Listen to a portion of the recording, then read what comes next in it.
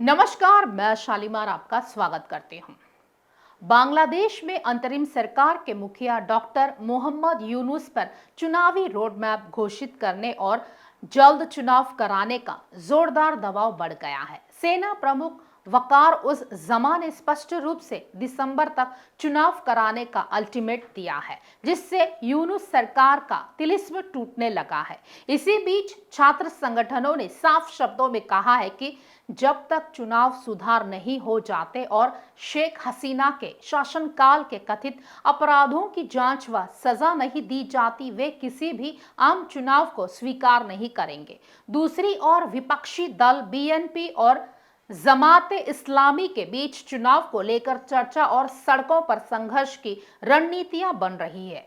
अब मोहम्मद यूनुस ये असमंजस में है कि अगर इस्तीफा देते हैं तो कायर कहलाने का डर है और अगर रुकते हैं तो व्यापक विद्रोह का खतरा बना रहेगा। यूनुस के लिए यह दोहरी तलवार है। चुनाव जल्द कराए तो छात्र भड़केंगे, सुधारों पर ध्यान दे तो सेना और विपक्ष नाराज।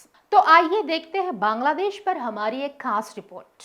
बांग्लादेश में अंतरिम सरकार के मुखिया प्रोफेसर मोहम्मद यूनुस के दिमाग में इस्तीफे की बात अब सिर्फ एक संभावना नहीं रही, बल्कि एक गंभीर विकल्प बन चुकी है। बीते दिनों हुई सलाहकार परिषद की एक बैठक में उन्होंने खुद इस इच्छा को जाहिर किया कि वे अब और नहीं झेल सकते। लेकिन सवाल ये है कि क्या यूनुस इस वक्त कुर्सी छोड़ सकते हैं? अगर वो इस्तीफा देते हैं तो उन पर कायर होने का ठप्पा लग सकता है, और अगर टिके रहते हैं तो चारों तरफ से उठती विद्रोह की लपटें उन्हें घेर लेंगी। बांग्लादेश की राजनीति के इस सबसे नाजुक मोड़ पर यूनुस का हर फैसला न सिर्फ उनकी छवि बल्कि देश की दिशा भी तय करेगा। इस पूरे सियासी संकट में सबसे निर्णायक भूमिका निभा रही है सेना। सेना प्रमुख वाकर उस जमा ने दो टूक कह दिया है कि दिसंबर तक चुनाव हर हाल में होने चाहिए। उनका मानना है कि देश को अब केवल चुनी हुई सरकार ही स्थिरता दे सकती है, ना कि कोई गैर निर्वाचित व्यवस्था। यह सीधा संकेत है कि अगर चुनाव टाले गए तो सेना चुप नहीं बैठेगी। यूनुस के लिए ये चेतावनी कम और अल्टीमेट ज्यादा है। सड़कों पर भी विरोध प्रदर्शन जारी है।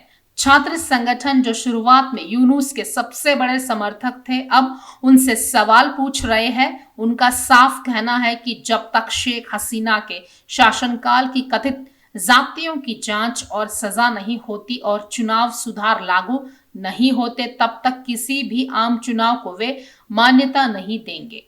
यूनुस के लिए यह दोहरी तलवार है। चुनाव जल्द कराए तो छात्र भड़केंगे, सुधारों पर ध्यान दे तो सेना और विपक्ष नाराज।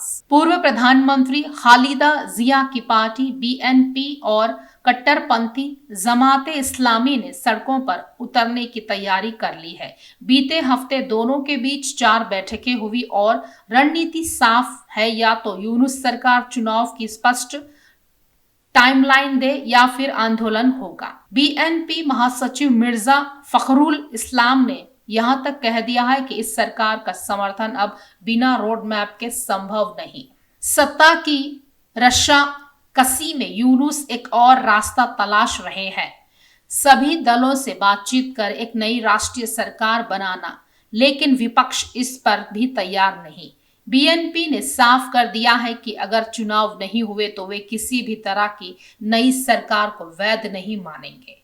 यह यूनुस की तीसरी मुश्किल है। ना इस्तीफा आसान, ना टिकना सहज और ना ही कोई नया फार्मूला सबको स्वीकार्य। सरकार की तरफ से पर्यावरण मंत्री और सलाहकार सायदा रिजवाना हसन ने स्पष्ट किया है कि 3 प्रमुख काम किए जाने हैं: चुनाव कराना, सुधार लागू करना और अवामी लीग के नेताओं पर मुकदमा चलाना। दूसरा, इंटरनेशनल ट्राइब्यूनल स्थापित हो चुका है और सुनवाई शुरू होने वाली है, लेकिन उनका भी कहना है कि अगर सहयोग नहीं मिला तो ये सभी प्रयास अधूरे रह जाएंगे। यूनुस को इस्तीफा न देने की अपील अब केवल सरकार के भीतर से नहीं बल्कि बाहर से भी आने लगी है।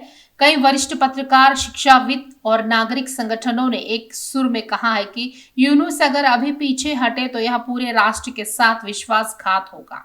उनका कहना है कि बांग्लादेश जब राजनीतिक अंधकार में फंसा था तब यूनुस ही उम्मीद की किरण बने थे। अब जब संकट सामने है तो उन्हें मोर्चा संभालना चाहिए, ना कि रास्ता छोड़ देना चाहिए। तो कुलजमा बात यह है कि यूनुस जिस राजनीतिक भंवर में फंसे हैं वहां से बाहर निकलने का कोई आसान रास्ता नहीं है। उनका हर कदम अब इतिहास में दर्ज होगा। वो चाहे तो इस्तीफा देकर खुद को आलोचनाओं से बचा सकते हैं या फिर जनता के लिए लड़ते हुए चुनाव तक डटे रह सकते हैं। खास खबरों के लिए जुड़े रहिए हमसे।